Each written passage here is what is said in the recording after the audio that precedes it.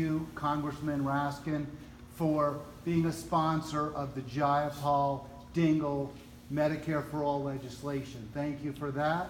I also want to thank Delegate Jocelyn Pena-Melnick for being a sponsor, I believe, of Healthy Maryland. So you two have both demonstrated that you recognize the superiority, indeed the need for Medicare for all for every single American. Is there some reason why you have not discussed that at this meeting tonight? Because that obviously is the ultimate solution. Would you not agree? And I'll ask you, and then I'll ask Delegate Melnick to answer. There's no reason other than, I wanted to focus on what's happening with prescription drugs, something that can happen right now. Well, this is part of that, right? I mean, it is indeed. This is indeed part of that solution. Medicare for all, I think, would solve so many of the problems we've been talking about. And ultimately, the reason I'm for it is because I think it's the only thing that's really working around the world. I mean, we're spending more than all of the single-payer countries are spending, France, UK, Canada, you name it, per capita, and we're getting inferior results. It just doesn't work very well because, it's not like a regular market.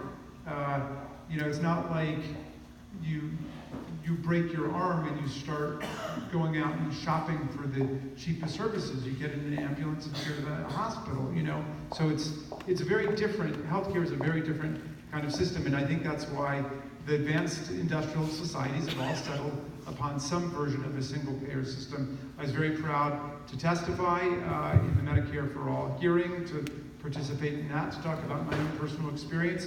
Having had cancer 9 years ago, I did it all, radiation, chemotherapy, surgery, and I just cannot imagine putting 30 or 40 million of our fellow citizens through an experience like that with all of the tremendous emotional and psychological and professional and family stress and anxiety and anguish, putting them through that and then imposing on it, not knowing whether or not they're going to be able to pay, not knowing whether or not they're going to be able to get the right medical treatment. I mean, it's just uncivilized to do that.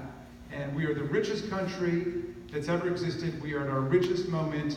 And, I look at the defense budget, which is $700 billion, and President Trump said, let's add another $17 billion that they didn't even ask for. We have got the money to provide the people of our country with health care. We've got it. We can make it happen.